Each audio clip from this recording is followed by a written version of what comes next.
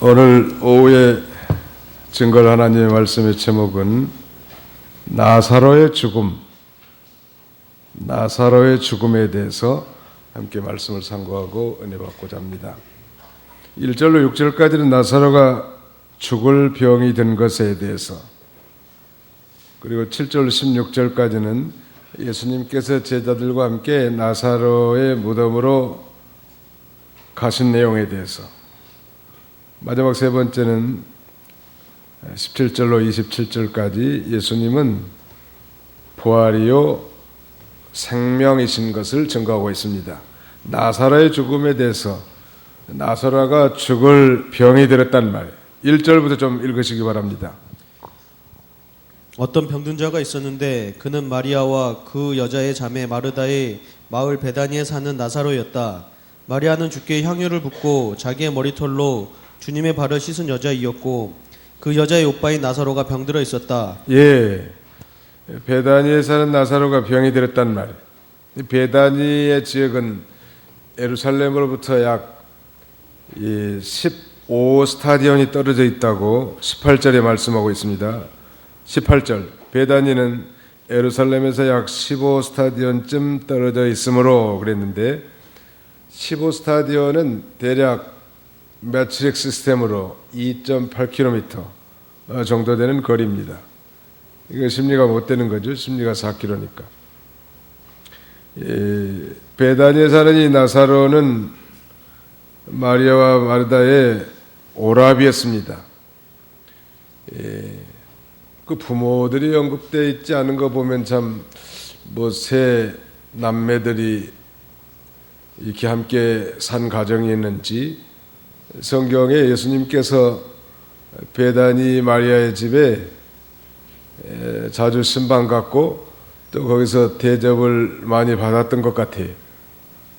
그리고 이 세 자매, 즉 마르다와 마리아, 그리고 그의 오라버니 나사로를 무척 사랑했단 말이에요. 그런데 그 사랑하는 자가 지금 죽을 병이 든 거예요. 얼마나 사랑했는가. 거기 3절 한번 읽어보세요. 그러므로 누이들이 예수께 사람을 보내어 말하기를 주님 보소서, 주께서 사랑하시는 자가 병들었습니다 하니, 예, 그 누이들, 즉 마리아 마르다가 예수님께 사람을 보내가지고 지금 이 나사로가 병들었음을 알렸는데, 나사로라고 말하지 않고 주께서 사랑한 자가 병들었습니다 그랬고요. 5절에도 보면 예수께서는 마르다와 그 여자의 자매와 나사로를 사랑하셨으나, 사랑했단 말. 이 사랑했단 말이 참 반복되어 있는데,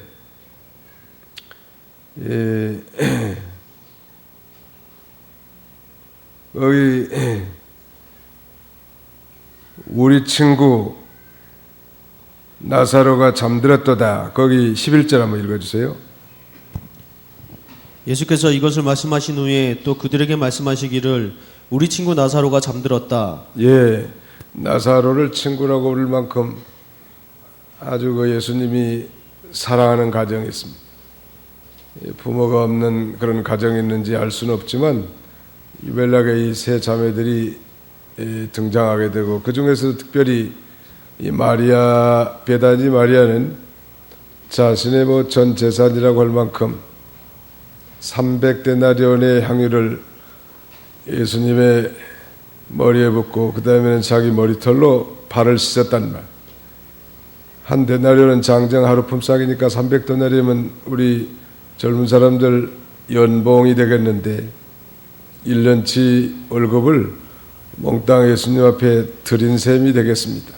자신의 이 귀중한 거 아마 시집갈 때 쓰려고 준비해 놓은 건지 모르지만, 그는 예수님의 구속 사역을 정확하게 깨닫고 예수님의 이 장사를 예비하는 마음으로, 또 거기에 참여하고자 하는 마음으로 온전히 헌신한 인물이, 마르다, 마리아, 나사로 중에서 특별히 마리아가 예수님을 많이 사랑한 증거가 성경에 보이고, 또 누가복음 10장 39절에 보면 이 마리아는 주님의 이 말씀에 아주 창념하는 말씀에 대한 이 간절한 사모하는 그런 마음이 있었습니다. 늘 주님 곁에서 하나님의 말씀을 듣는 걸 그렇게 사모했단 말. 그런 이 오라비가 지금 세상 떴단 말. 그러니까 세 두 자매하고 한 형제면, 그래도 나사로가 요새 우리식으로 말하자면 신앙의 가장으로서 좀 돈도 좀 벌어와가지고 너희들도 먹여 살리고 중요한 위치에 있을 건데 지금 죽을 병이 든 거예요. 이 소식을 예수님 앞에 사람들 시켜서 보냈는데 그때 예수님이 뭐라고 말씀하시는가 봅시다. 4절 한번 읽어주시죠. 예수께서 들으시고 말씀하셨다. 이 병은 죽음에 이르는 것이 아니라 오히려 하나님의 영광을 위한 것이요 이것을 통해 하나님의 아들이 영광을 받게 될 것이다. 예, 예수님께서는 나사로가 죽을 병이 든 것이 아니라고 말씀하시는데 예수님은 전지전능하신 하나님이시기 때문에 나사로가 병든 걸 벌써 다 아시고 그 원인과 장차 또 그가 어떻게 될 것인가를 알고 계셨습니다. 이와 같이 예수님은 우리가 기도하기 전에 벌써 우리의 상태를 다 알고 계신다. 그럼에도 불구하고 우리가 주님 앞에 나와서 구하기를 원하시고 또 기도를 통해서 모든 문제를 해결해 주시길 원하시는 주님 믿으시기 바랍니다. 여기 요한복음 14장 13절 한번 읽어주시죠. 14절까지. 요한복음 14장 13절. 너희가 내 이름으로 구하는 것은 무엇이든지 내가 그것을 행할 것이니 이는 아버지께서 아들로 인하여 영광을 받으시게 하려는 것이다. 너희가 내 이름으로 무엇이든지 내게 구하면 내가 행하겠다. 네, 너희가 내 이름으로 구하는 것은 무엇이든지 내가 그것을 행할 것이다. 주님의 이름으로 구하는 것은 하나님이 행해 준다는 말. 그 약속을 한 거예요. 그래서 우리 그리스도인들은 언제나 모든 영육간의 문제를 근심하거나 낙심하지 말고 우리 주님으로 말미암아 해결될 수 있음을 믿고 주님 앞에 나와서 기도하는 거예요. 한나처럼. 사실 잉태하지 못하는 거 어떻게 사람이 할 수 있겠냐는 말이에요. 그래도 그 모든 것을 하나님으로 말미암아 해결함 받고자 하는 그런 자세는 하나님이 하나님됨을 인정하는 그야말로 하나님이 기뻐하시는 신앙적 태도는 하나님을 경외하면서 이 문제야말로 하나님이 해결해 줄 수 있다. 그런 마음을 갖지 않은 사람은 기도 안 해. 자기 힘으로 다 할 수 있고 자기 실력으로 다 해결할 줄로 믿는 사람들은 기도 안 한다.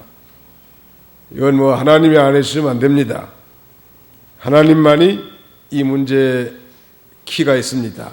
이렇게 믿는 사람이 하나님 앞에 나와 기도하는 것이고, 그러니까 기도하는 자는 겸손한 자고 기도하는 자는 자신이 믿는 주님이 어떤 분인가를 알기 때문에 벌써 그 기도하는 그 마음 중심을 보시고 주님의 이름으로 구한 것을 다 하나님이 응답하신다는 거예요. 믿으시기 바랍니다. 병든 자도 마찬가지. 너희 중에 병든 자가 있느냐? 저는 기도할 것이요. 믿음의 기도는 병든 자를 구원하리니 주께서 저를 일으키시리라. 주님이 다 일으켜 줄 수 있단 말. 불가능한 없어요. 하나님의 뜻이면 모든 것이 다 가능하시는 하나님이시죠. 예수님께서 그 전가를 받고는 그렇게 말씀하는 거예요. 이 병은 죽음에 이르는 것이 아니라 오히려 하나님의 영광을 위한 것이요 이걸 통해 하나님의 아들이 영광을 받게 될 것이다. 그렇게 말씀하셨습니다. 죽을 병은 백약이 모여란 말. 죽기로 예정되었으면 죽는 거라. 하나님 앞에서 죽기로 예정된 건 아무리 철야 기도를 하고 금식 기도를 하고 그래도 낫지 않습니다. 어떤 사람은 자기가 기도해주면 모든 병이 다 낫는다고 한 사람들은 거짓말쟁이. 하나님의 뜻 가운데서 어떤 사람은 고쳐질 수도 있고 또 어떤 사람 하나님이 데려갈 수도 있는 거지. 무조건 그 사람이 기도하면 다 낫는다. 그건 사실은 사람을 속이는 거죠. 나사로의 병은 어떻게 무엇 때문에 생겼는가? 거기 4절 중반절에 보면 죽음에 이르는 것이 아니라 오히려 하나님의 영광을 위한 것이요 또한 이걸 통해서 하나님의 아들이 영광을 받게 될 것이다 그랬습니다. 하나님의 영광을 받기 위해서 또 하나님의 아들이 영광을 얻기 위해서 하나님께서 나사로에게 병이 들게 했다는 말. 이게 병의 원인은 한 4가지 정도로 요약할 수 있는데 첫째는 죄 때문에 오는 병이 있어요. 죄를 짓고 하나님의 징계로 병이 오는 경향이 있고 그 다음에 오늘 본문처럼 하나님의 영광을 드러내기 위해서 병이 오는 경우도 있고 그 다음에 세 번째는 시련과 연단을 위해서 병이 오는 경우도 있단 말이에요. 병이 들면 사람이 무력해져요. 하나님을 의지하지 않을 수 없단 말이에요. 하루하루 사는 게 귀찮고 인생이 고달픈 인생. 늘 하나님을 의지하면서 자신이 만들어지고 연단을 받는 것입니다. 그래서 그리스도께 더욱 가까이 나아가지는 거죠. 욥이 그러지 않았습니까? 10 자식들이 하루아침에 다 죽고 모든 재산을 다 탈취당하고 자기 몸에는 악창이 들어가지고 기아장으로 뜩뜩 긁고 있고 그걸 본 유일한 이로자였어야 할 아내는 저주하면서 하나님을 저주하면서 죽으라고 비난하고 있고 그 뭐 하나님 앞에 가까이 안 나갈래 안 나갈 수가 없단 말이에요. 부인들이 성가시게 하면 하나님 앞에 가까이 나오는 게 아닌 줄 알고 하나님 앞에 가까이 나가면 돼. 같이 싸우고 뭐 해봐야 뭐 득이 될 게 뭐 있겠냐. 그 다음에 한 가지는 귀신 때문에 병 생기는 경우가 있습니다. 악령이 들려가지고 병이 생기는 경우가 있단 말이에요. 그러나 이 귀신론을 주장하는 이 김기동 씨 같은 사람들의 주장은 잘못된 거예요. 모든 병은 귀신 때문에 생긴 것이다. 사람이 120세까지 살아야 되는데 120세를 살지 못하고 죽은 사람은 이 구천을 맴돌면서 어떤 사람에게 쑥 들어가 가지고 병이 생긴다. 그렇게 가르치는데 잘못된 거예요. 방금 제가 말씀드린 이 병의 원인은 4가지. 첫째, 죄 때문에 오는 병이 있고 두 번째는 하나님의 영광을 드러내기 위해서 오는 병이 있단 말. 우리 지난 시간에 우리 요한복음 9장에서도 날 때부터 난 소경도 당장 뭐 제자들은 누구의 죄 때문에 이렇게 날 때부터 소경됐냐고 말하지만 그를 통해서 하나님의 영광을 드러내기 위해서 이 소경되었다고 말하지 않았습니까? 세 번째는 시련과 연단을 위해서 그리스도께로 더욱 가까이 나가도록 병이 오는 경우도 있고 귀신을 통해서 오는 병도 있어요. 그때는 이제 귀신을 쫓아내면 병이 낫겠죠. 당연히 원인이 귀신이니까. 그러나 모든 병이 귀신, 즉 마귀 때문이라고 해서 마귀만 쫓아내면 모든 병이 낫는다고 주장하는 것은 옳지 않다. 그제 뭐 신문에 났는데 한국의 어떤 사람이 프랑크푸르트에 가가지고 뭐 귀신을 쫓아낸다고 자기 자식들 두들겨 팼다는 거예요. 독일의 신문에 아주 크게 난 거예요. 귀신 쫓아낸다고 아마 그런 거예요. 한국 사람들이 참 무식하는데도 상당히 잘하는 것 같아요. 어디 가든.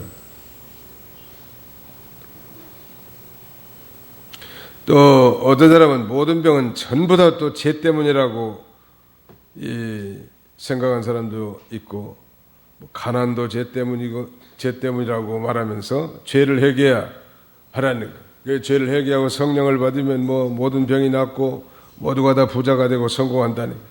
이것도 성경에 맞지 않는 거죠. 믿음이 좋아도 가난하게 살 수도 있고 또 그렇지 않아도 부자로 살 수 있는 거예요.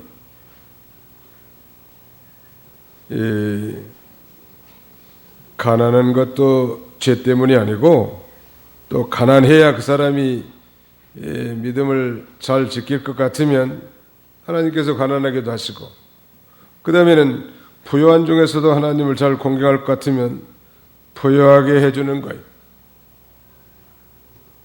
모든 섭리가 다 믿는 일을 잘하게 하고 하나님을 잘 공경하게 하는 데 있는 것입니다.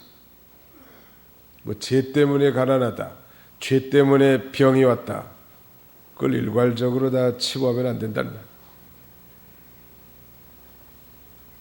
나사로의 병은 하나님의 영광을 위한 것이고 또 예수 그리스도께서 하나님 영광을 얻으시게 하기 위한 거라는, 우리에게 하나님의 뜻을 나타내고 구원운동에 유익되게 하시려고 오늘날 우리에게 건강도 주시고 부요함도 주시고 또 질병과 궁핍을 허락하실 때도 있는 것입니다. 사실 성경에 누가복음 16장에 보면 거지 나사로와 부자가 등장하는데, 얼마나 한심하면 이 거지 나사로는 부잣집에서 던져진 음식으로 배를 채우고 헌대가 났단 말이에요. 종기 같은 거. 종기, 근데 이게 이 개가 그 종기를 핥았다고 하지 않았습니까? 개가 그의 헌대를 하려는 그런 고통을 당했지만 그가 믿음을 지켰기 때문에 하늘에 가서 아브라함의 품으로 들어가지 않았습니까?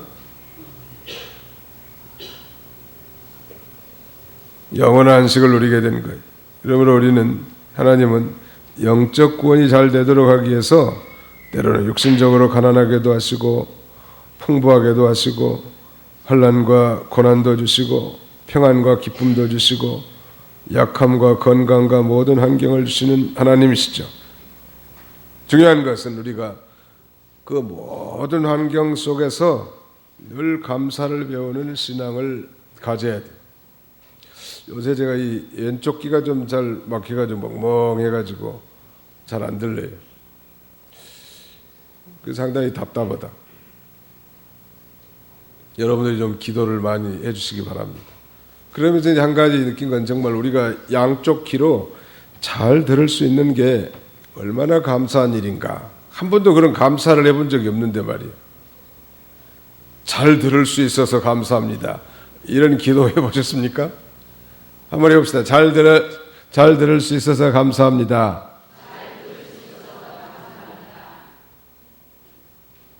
감사하기는 한 거예요? 감사해야 될 일. 잘 걸을 수 있는 거, 두 발로, 두 눈으로 다 똑바로 볼 수 있는 거. 똑바로 서지 못한 사람 많아요. 똑바로 걷고 싶은 사람 많다고.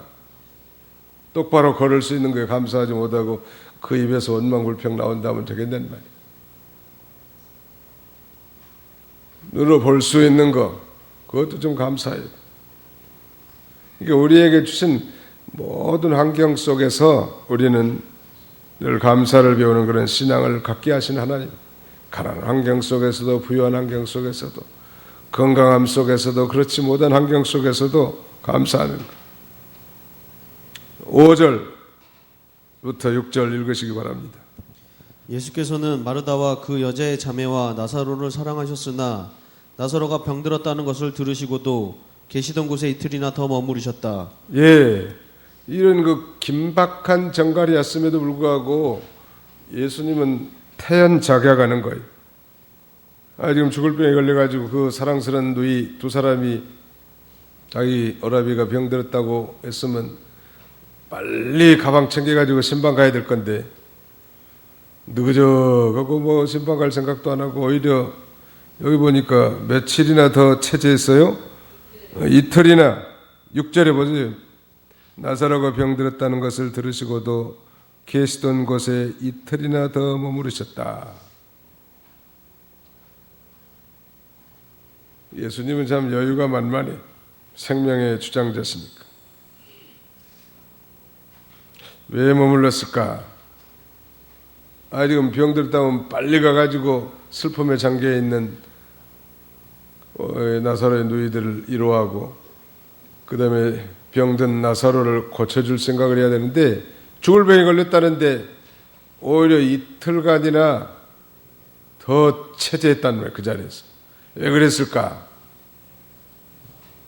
그것은 예수님의 신성을 드러내기 위한 거예요. 다시 말씀드리면 나사로가, 우리가 결론을 알지만 나사로가 완전히 죽어서 썩은 시체 냄새가 날도록 같이 기다렸다가 그 죽은 자를 살려내시는 분이, 즉 예수님이 죽은 자를 살려내시는 생명의 주님인 것을 가르쳐주고 또 하나님이 보내신 그리스도라는 사실을 바로 알도록 하기 위해서, 즉 예수 그리스도의 신성을 증거하기 위해서 거기 이틀간 머문 거예요.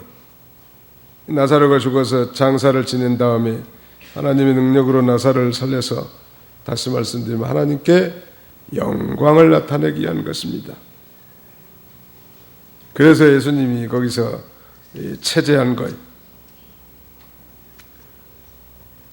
주님은 저급하지 않으셔요. 우리 믿는 사람들도 저급할 필요가 없어요. 우리는 이미 영생을 얻은 자들인데 하나님께서 무슨 일이든지 가장 적합할 때가 언제인지 다 아신다는 말. 너무 그 직장에서처럼 사업하는 사람처럼 믿는 사람들은 너무 저급하게 하지 말란 말. 항상 마음의 평안함을 누리란 말. 그렇다고 무슨 무랑태수같이 할 일도 안 하고 게을러 빠져 살라는 얘기는 아니지만 너무 그렇게 호들갑을 떨고 저급하게 할 필요 없어요. 하나님의 일 다 긴급하죠. 그러나 예수님이 저급하지 않았단 말이에요. 저급하지 말고 하나님을 의지하고 그의 인도하심을 따라서 잘 참고 기다려 나가는 거, 이거 중요합니다.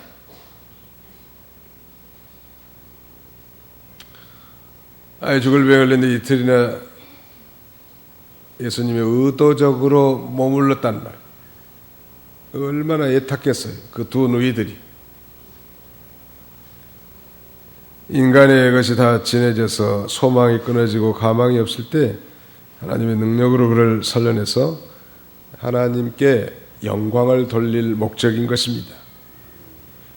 자, 그 다음에 이제 7절로 16절까지는 예수님께서 제자들과 함께 나사로의 무덤으로 가신 내용인데요. 7절부터 좀 읽으시기 바랍니다. 그 후에 제자들에게 말씀하시기를 우리가 다시 유대로 가자라고 하셨다. 제자들이 말하기를 방금 유대인들이 랍비님을 돌로 치려고 하였는데 다시 그리로 가려 하십니까? 예수께서 대답하셨다. 낮이 12시간이 아니냐? 만일 사람이 낮에 걸어다니면 이 세상의 빛을 보기 때문에 넘어지지 아니하나 만일 사람이 밤에 걸어다니면 빛이 그 사람 안에 없으므로 넘어진다. 예수님께서 이 고향에서 배척을 받았기 때문에 이 베레아 지방에서 얼마 동안 일을 하셨는데, 근데 다시 요단강 맞은편 유다로 가자고 했단 말이에요. 이게 제자들이 방금 유대인들이 랍비님을 돌로 치러 갔는데 다시 그리로 가려고 하십니까? 그렇게 반문한 거예요. 주님의 말씀을 이해할 수가 없었죠, 제자들은. 오늘 우리도 이 믿음 생활에 나가면서 때때로 하나님의 일이 인간의 편에서 잘 이해 안 되는 일들이 많이 있어요, 종종. 내 생각과 맞지 않는 일들이 참 많이 있는데, 그때라도 우리가 주님의 말씀에 순종하면서 따라가는 거예요. 우리는 당황할 수도 있단 말이에요, 그럴 때. 그래 하나님을 신뢰하고 그의 인도하심을 잘 받아서 따라 나가는 것이 우리 그리스도인의 자세라고 할 수 있겠습니다. 그 다음에 11절부터 읽으시기 바랍니다. 예수께서 이것을 말씀하신 후에 또 그들에게 말씀하시기를 우리 친구 나사로가 잠들었다. 그러나 내가 그를 깨우러 간다라고 하시니 제자들이 말하였다. 주님, 만일 그가 잠들었으면 낫겠습니다. 예수께서 그의 죽음에 관하여 말씀하셨으나 그들은 그가 잠들어 쉰다고 말씀하시는 줄로 생각하였다. 그러므로 예수께서 그들에게 명백히 말씀하시기를 나사로가 죽었다. 내가 거기에 있지 않았던 것을 너희를 위하여 기뻐한다. 이는 너희로 믿게 하기 위한 것이나 이제 그에게로 가자 하시니. 우리 친구 나사로가 잠들었다 그랬는데, 이 친구란 말은 필로스라고 하는데 사랑하는 자 같은 말이에요. 아무튼 예수님이 나사로를 굉장히 사랑했다는 거예요. 사랑한 자가 죽을 병에 걸렸다고 하는 천가래도 아랑곳하지 않고 이틀을 머물다가 제3일째는 다시 유다로 가자고 하니까 거기는 뭐 돌로 예수님을 쳐 죽이려고 하는 그런 데인데 왜 가시려고 합니까? 그렇게 말씀하신 다음에 예수님이 우리 친구 나사로가 잠들었다. 그러나 내가 그를 깨우러 간다. 그렇게 말했단 말이에요. 그러니까 제자들은 이해하지 못하고 이렇게 말합니다. 12절에 주님, 만일 그가 잠들었으면 낫겠습니다. 그 제자들이 그걸 잘 깨닫지 못하니까 예수님이 우리 친구 나사로가 잠들었다 이 말은 죽었다 이 말이에요. 성도의 죽음은 잠자는 것과 같아요. 왜냐하면 잠자는 사람은 의식이 있고 잠자는 사람은 다시 깨어날 것을 전제로 하지 않습니까? 우리 저녁에 잠잤다가 아침에 깨어난 것처럼 예수 믿는 사람들은 죽으면 잠자는 것 같지만 예수님은 재림하시면 다시 부활하게 된다는 말. 놀라운 일이죠. 그런 면에서 예수님이 우리 친구 나사로가 잠들었도다 그랬더니 제자들은 아무것도 모르고 주님, 만일 그가 잠들었으면 낫겠습니다. 잠들었으면 다시 깨어날 거니까 그렇게 대답하니까 이해하지 못한 제자들에게 예수님이 13절처럼 말합니다. 예수께서는 그의 죽음에 관하여 말씀하셨으나 그들은 그가 잠들어 쉰다고 말씀하신 줄로 생각하였다. 그래서 예수님이 다시 바로 말해주는 거예요. 14절. 그러므로 예수께서 그들에게 명백히 말씀하시기를 나사로가 죽었다. 성도의 죽음은 잠자는 것 같아요. 그래서 바울은 데살로니가에 보낸 편지에 보면 자는 자들에 관하여 너희가 알지 못하는 것을 원치 아니하면 이렇게 말합니다. 예수 믿고 죽는 것은 잠자는 것 같아요. 왜? 다시 깨어날 거니까. 언제? 예수님 재림할 때. 그래서 성도의 죽음을 여호와께서 귀중히 보신다고 했습니다.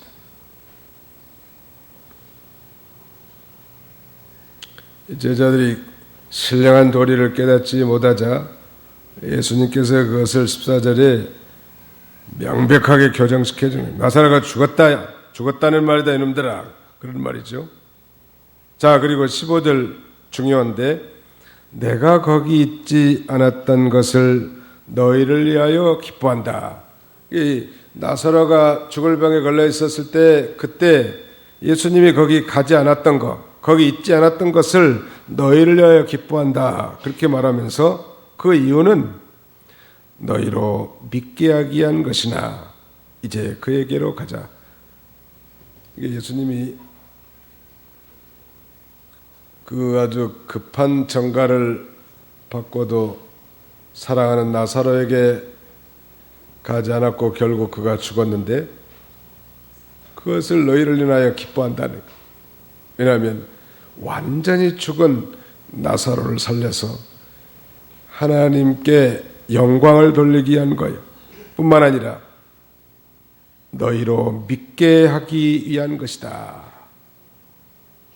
제자들은 이미 예수 그리스도를 주님으로 믿는 자들이지만 더욱 굳센 믿음 가운데 서도록 하기 위한 거란. 저도 말씀드렸지만 요한복음에 있어서 가장 핵심 단어는 키워드는 믿으라 이 말이에요. 믿도록 하기 위해서 여러 가지 이적을 통해서 이적을 베푸셨는데 그 이적을 베푸신 목적은 이적 그 자체가 아니라 예수께서 그리스도의 심을 믿도록 하기 위한 거예요. 또 믿고 생명을 얻도록 하기 위한 거란. 믿는 거 이게 중요한 거예요. 믿으면 영생이. 이 나사로 사건을 통해서 우리 주님은 신령한 진리를 깨우쳐주고 그걸 받는 자들로 하여금 구원과 영생을 얻어 하나님 앞에 영광을 돌리기 위한 것이었습니다. 그러니까 오늘날 이적주의나 은사주의 이런 어떤 면에서 이 성경과 배치되는 거예요. 예수님의 이적 행위는 그 이적 자체의 목적이 있는 것이 아니라 그 이종을 통해서 예수님이 바로 그리스도이신 걸 믿게 하고, 그래서 하나님께 영광이 돌아가도록 하기 위한 것입니다. 오늘날 모든 은사들을 그렇게 활용해야 될 것입니다. 교회 안에서 내가 특별한 은사가 있다, 그래서 뭐 그런 은사를 가지고 정말 영웅주의에 빠져서 자기를 드러내려고 하는 것은 옳지 않을 것입니다. 아니, 그 이적을 통해서 더 많은 사람들이 구원 얻고 하나님의 교회가 든든하게 서나가고, 그런 목적이어야 되지 않겠습니까? 17절부터 읽으시기 바랍니다. 예수께서 가서 보시니 나사로가 무덤에 있은 지 벌써 나흘이 되었다. 베다니는 예루살렘에서 약 15스타디온쯤 떨어져 있으므로 유대인들 중 많은 이들이 그 오라버니의 일로 마르다와 마리아를 위로하려고 와 있었다. 마르다는 예수께서 오신다는 말을 듣고 그분을 맞으러 나갔고, 마리아는 집 안에 앉아 있었다. 마르다가 예수께 말하기를, 주님, 주께서 여기 계셨더라면 제 오라버니가 죽지 않았을 것입니다. 그러나 저는 지금이라도 주께서 하나님께 구하시는 것은 무엇이든지 하나님께서 주실 줄 압니다 하니, 예수께서 그 여자에게 말씀하셨다. 내 오라버니가 일어날 것이다. 마르다가 그분께 말하였다. 저는 마지막 날 부활 때에 그가 부활할 것을 압니다. 예수께서 말씀하셨다. 내가 곧 부활이고 생명이니 나를 믿는 자는 죽어도 살겠고 살아서 나를 믿는 자는 누구든지 영원히 죽지 않을 것이다. 내가 이것을 믿느냐? 그 여자가 말하기를, 예 주님, 주님은 세상에 오실 그리스도이시요 하나님의 아들이심을 제가 믿습니다 라고 하였다. 예, 예수님이 이제 가보니까 나사로가 무덤에 있은 지 벌써 나흘 됐단 말이에요. 그래서 이제 거기 가보니까 유대인들 중 많은 이들이 그 오라버니의 일로 마르다와 마리아를 위로하려고 와 있었다. 많은 사람들이 그 장례 당한 그 마리아와 마르다 위로하기 위해서 거기 와 있었단 말. 장례집에는 많이 가는 게 좋아, 사람들. 장례집에 가는 것이 이 잔치집에 가는 것보다 더 유익이 많은데, 왜냐하면 우리의 모든 이 결국이 다 그와 같을 것이기 때문이라고 전도서에 기록하고 있습니다. 초상집 가는 게 유익이 많아요. 근데 어느 사람은 장례집 가자고 하면 자기 집에 가가지고 치부책을 들여다보는데, 장부책을. 저 사람이 우리 잔치집에 왔나 안 왔는가 그래도 확인해보고 왔으면 가고 없으면 안 간다니. 그건 세상적인 방법이에요. 그 사람이 어떤지 말든지 뭔 상관이에요. 믿음으로 가서 위로해주고 또 돈이 있으면 가서 부조도 해주는 거지. 우리 상대원 교회는 안 그런지 모르는데 지금까지 다닌 교회들은 되게 그러더라고. 그래서 그렇게 장례집에 많이 가자고 그래도 어떤 집은 뭐 너무 많이 가고 어떤 집은 너무 썰렁하단 말이야. 앞으로는 그렇게 하지 마시고 장례집이 있으면 무조건 가는 거예요. 아무튼 오지 말라고 해도 거기는 오지 말라고 하는 사람 없어요. 무조건 가는 거예요. 미국에서는 잔치집이나 초상집이나 뭐 초청받지 않은 사람은 가지 못해요. 우리는 무조건 가지. 한국의 전통은 많이 가는 건데, 그래 올해 이렇게 장례 예배를 인도하면서 보니까 어떤 사람이 이 손님들이 많은가 보니까 평소에 덕을 많이 끼치고 또 교인 같으면 교회에서 충성하고 헌신한 집은 교인들이 바글바글 끓어. 근데 교회에서 저 사람이 우리 교인인가 아닌가도 잘 모르는 사람들, 이런 사람들은 아무리 많이 가자고 광고를 열심히 해도 안 오더라고. 그래서 참 사람이라는 건 이 장례집 가보면 이 사람이 제대로 덕을 끼치며 살았는가 좀 알 수 있겠더라. 장례집 가보면 그 고인이 평소에 덕을 많이 끼치고 교인 같으면 믿음 생활 잘하고 교회에서 충성 봉사하고 많은 사람들 섬긴 그런 분이 천국 가셨으면은 사람들이 참 많이 와요. 오지 말라고 해도 다 참석하더라. 그렇지 않은 사람은 너무너무 썰렁해. 교회 나오긴 나왔는데 구원의 확신도 없고 뭐 소위 선데이 모닝 크리스찬, 주일날 오전 예배에만 잠깐 한번 참석하고 봉사나 기도나 전도에는 전혀 얼굴도 못 봐. 이런 사람들 많이 손님들이 없단 말이에요. 조객들이. 근데 여기 지금 19절에 보니까 유대인들 중 많은 이들이 그 오라버니의 일로 마르다와 마리아를 이루하려고 와 있었다. 이거 보면 조객들이 많이 왔어. 그러니까 이 세 자매들이, 남매들이 그 동네에서 아주 덕을 많이 끼치면서 산 것 같습니다. 많은 사람들이 와서 이렇게 위로해 준 거 보면, 그때 이제 20절에 보니까 예수께서 오신다는 말을 마리아가 듣고 예수님을 영접하러 나갔고 마리아는 집안에 앉아 있었는데, 마르다가 이렇게 말합니다. 예수님 앞에 21절, 마르다가 예수께 말하기를, 주님, 주께서 여기 계셨더라면 제 오라버니가 죽지 않았을 것입니다. 그러나 저는 지금이라도 주께서 하나님께 구하시는 것은 무엇이든지 하나님께서 주실 줄을 압니다. 마르다도 참 대단한 신앙이지만 무소부지하신 하나님을 믿는 그런 신앙까지는 되지 못한 것 같아요. 예수님이 안 계셨어도 나사로야 살아나라 하면 멀리서 다 살아나게 하실 수 있는 하나님이신데, 예수님이 꼭 거기에 와 있어야만 뭐 오라비가 죽지 않았다고 생각하는 그 정도의 신앙. 그때 예수님이 23절 그 여자에게 말씀하셨다. 내 오라버니가 일어날 것이다. 그러니까 마르다의 신앙 고백 보세요. 저는 마지막 날 부활 때에 그가 부활할 것을 압니다. 상당한 신앙은 신앙이라. 나사로가 죽었지만 예수님이 재림할 때 그때 내 오라버니 나사로가 살아날 줄을 믿습니다. 우리도 다 그 정도의 신앙은 다 갖고 있잖아요. 근데 한 가지 모르는 건 지금 뭐냐면, 예수님은 부활이고 생명이란 말. 그러니까 지금 당장이라도 예수님은 죽은 자도 살려낼 수 있는 전능하신 하나님인 줄까지는 모르는 거예요. 그래서 예수님께서 이렇게 말씀하십니다. 내가 곧 부활이고 생명이니 나를 믿는 자는 죽어도 살겠고 살아서 나를 믿는 자는 누구든지 영원히 죽지 않을 것이다. 내가 이것을 믿느냐. 그런 위대한 진리를 선포한 거예요. 여러분, 우리 인생에 있어서 가장 중대한 문제가 무엇일까요? 여러 가지 문제들이 참 많이 있겠지만 우리 인생에 있어서 가장 중요한 문제는 뭐니 해도 죽음의 문제. 죽음의 문제. 그러니까 우리 인생의 가장 근본적인 문제는 바로 죽음의 문제란 말. 그런데 바로 예수님은 그 죽음을 정복하시고 생명을 주러 오신 분이란 말. 믿으시기 바랍니다. 그 모든 사람에게 예외가 없단 말이에요. 죽음에 대한 것은. 그렇다면 이 죽음의 근본 원인은 뭐죠?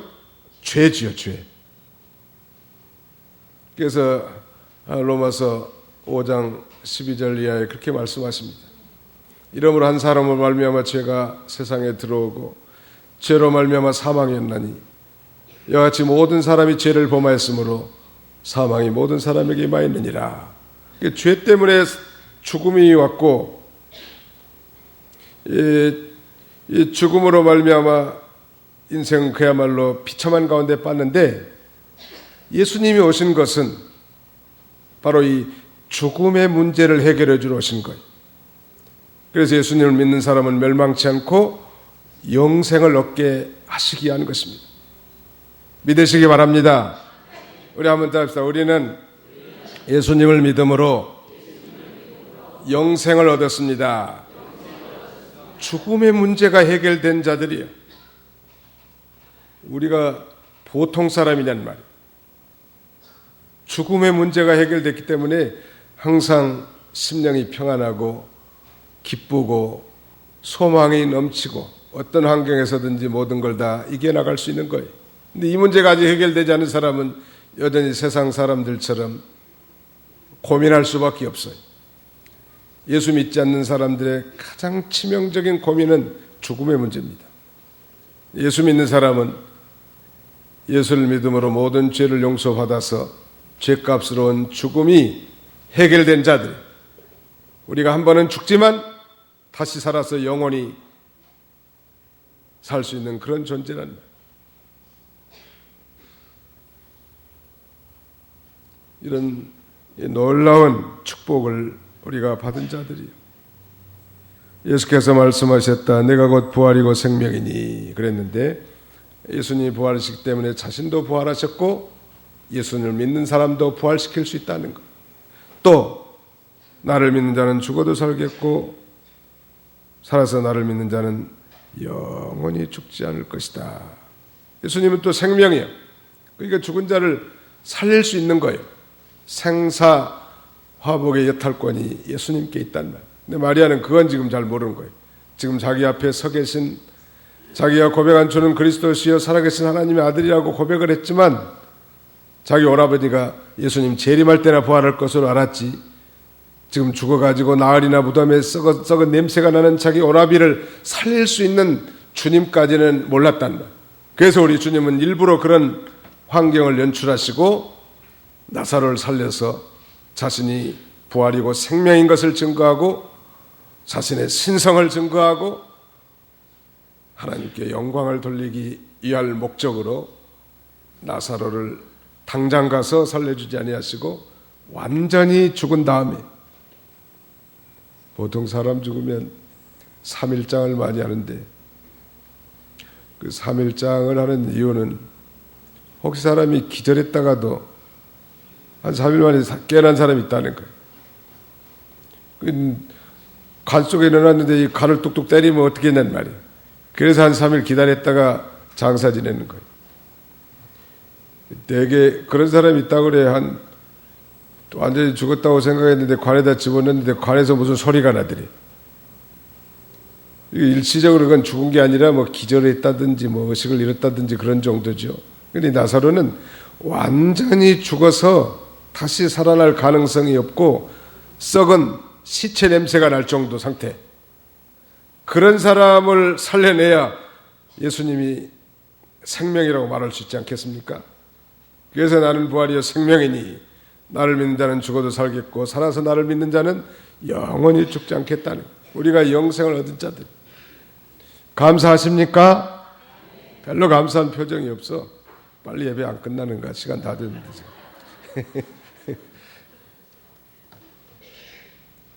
우리 예수 믿는 사람이 그래서 소 뒷다리 사다 놓고 뜯어 먹어도 아깝지 않아요? 얼마나 뭐 예수 믿는 사람들이 다 존귀한 사람들 아니요? 우리는 매주 잔치하는 거야.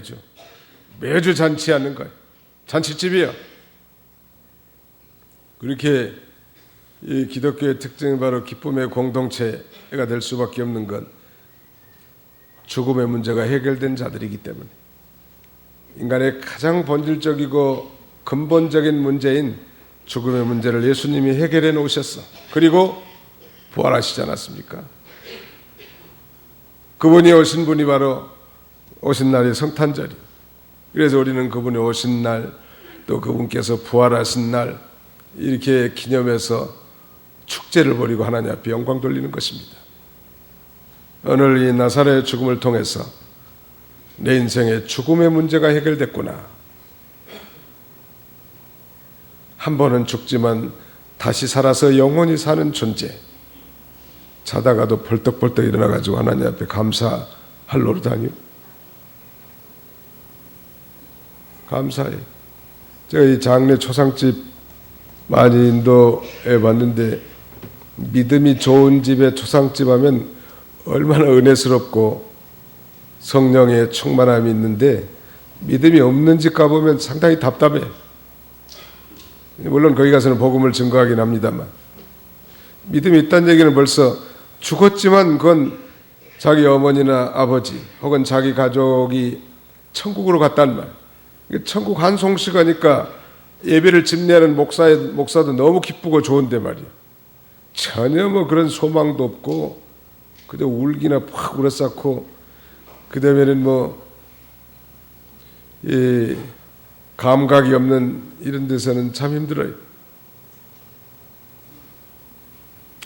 이런 죽음이 해결되고 영원한 생명을 얻은 우리가 자부심을 가지고 항상 세상 끝날까지 주님의 일에 충성하고 주의 말씀을 신종하며 따라가는 그런 저와 여러분들이 다 되시기를 주님의 이름으로 축원합니다.